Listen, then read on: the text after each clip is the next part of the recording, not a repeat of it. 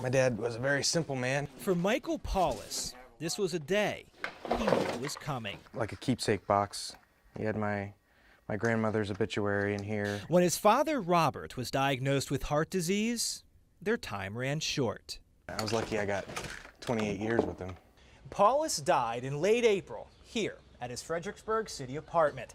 And even though his family knew he was ill, it was still obviously very devastating, especially after they learned what happened just hours before his passing, when he used this phone to make the last call of his life.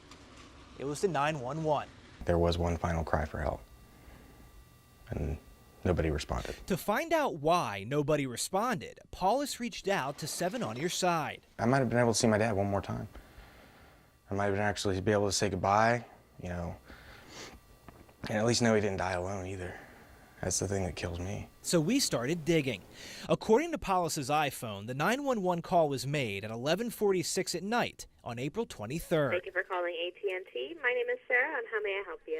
AT&T confirmed the call. Now we had to find it. We first contacted Fredericksburg City Dispatch, which should have received the call, but there is no record of it. The next closest call centers in Stafford and Spotsylvania counties didn't have it either. We expanded our search to include 7 more area call centers, and nothing.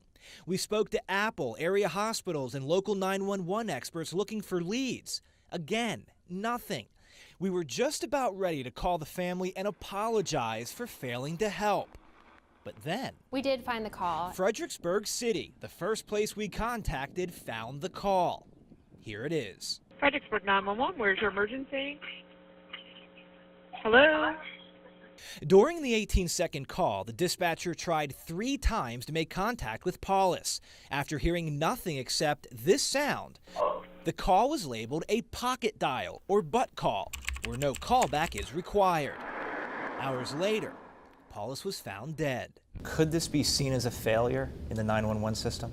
I think that this was an oversight, and I think that the police department is taking this very seriously by opening an internal investigation. An investigation that could change policy. 911 protocol is not centralized. Every call center is different. Had Paulus dialed 911 in Fairfax County, for example, the dispatcher would have called back. If I hadn't called 7 on Your Side, you know, I would have still been waiting for answers and being pushed off. If you're in some kind of a medical situation where you can't respond, that's not a butt dial. That's a cry for help. Paulus will never know if a callback would have prolonged his father's life and given him a chance to say goodbye. I'm glad I know the truth now, but it still makes me very angry that there's nothing in place to help him. I want things to change. I think policies need to be changed. Washington, D.C. buys a lot of things with city tax dollars. To track it all, every 2 years, the district's chief financial officer does an inventory check. This is one of those years, and the I-team obtained the district's list of what it can't find. 670 items worth $20 million. Mostly, this is a list of computers and photocopiers, office equipment. But there are some more interesting items, including 49 pianos, 18 of them grand, worth upwards of $30,000 apiece. There's 4 walk-in coolers, a mobile pizza oven, and a playground slide. But the most fascinating item may be, how could you lose a fire truck? Don't believe we've lost a fire truck. And not just any fire truck, a Seagraves tractor-drawn aerial ladder truck, 60 feet long, 24,000 pounds, bought for $601,000 in the city. Couldn't find it. We thought, where could something that big go? So we found it. It's right there, truck 302, parked at the DC Fire EMS Training Academy, where it had been moved to a few years ago. I know we have problems with our ladder trucks, and some of them need some significant repairs, but they're not lost. Yeah, they're not lost. With the fire truck no longer lost, the I-team set out to find other items on the list. We learned this John Deere utility vehicle isn't really missing. It's sitting inside this city-owned shed in Southwest, which the city confirmed, but would not let us inside. The Honda scooters, however, bought for $37 grand, are gone. They were auctioned off.